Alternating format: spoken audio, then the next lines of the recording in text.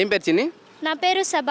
ఏ class చదువుతున్నావు? నేను 8th class చదువుతున్నాను. ZPHS నల్లావల్లి స్కూల్ నుంచి చదువుతున్నాను. డంపింగ్ యార్డ్ ఆపేయండి ప్లీజ్. మాకు ప్రాణాలకు గురి అవుతుంది. ప్లాస్టిక్ వల్ల చాలా రోగాలు వస్తున్నాయి. మీ స్కూల్లో చెప్తారు, మీ స్కూల్ లెసన్స్ అయితే చెప్తారు ప్లాస్టిక్ వల్ల ఎటువంటి ఇబ్బందులు కలుగుతాయి, డంప్ యార్డ్ ఎక్కడ ఉండాలా, చెత్త ఎట్లుంటే రోగాలు ఎట్లా వస్తాయని స్కూల్లో చెప్తారు కదా. మరి మీ చిన్నపిల్లలకి అంత తెలిసినప్పుడు ప్రభుత్వానికి తెలియదంటావు, మరి ఏం చెప్తావు ప్రభుత్వానికి? చెత్త వల్ల ఏమి ఇబ్బందులు కలుగుతాయంటే? ప్లీజ్ ఆపేయండి ప్రభుత్వం ప్లీజ్. మాకు చాలా రోగాలు వస్తున్నాయి. కొత్తపల్లి నల్లవల్లి అన్నీ నాశనం అయిపోతాయి. ప్లీజ్ ఆపేయండి, దయచేసి ఆపేయండి ప్లీజ్.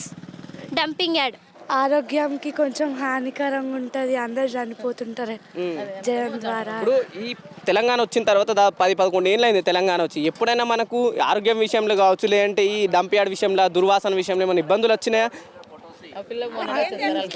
ఇంకేం రాలేదు, కానీ ఇక్కడ దగ్గరనే పెడతా అన్నారు కదా, అందుకని ఇక్కడ పెట్టొద్దు అని చెప్తున్నాం.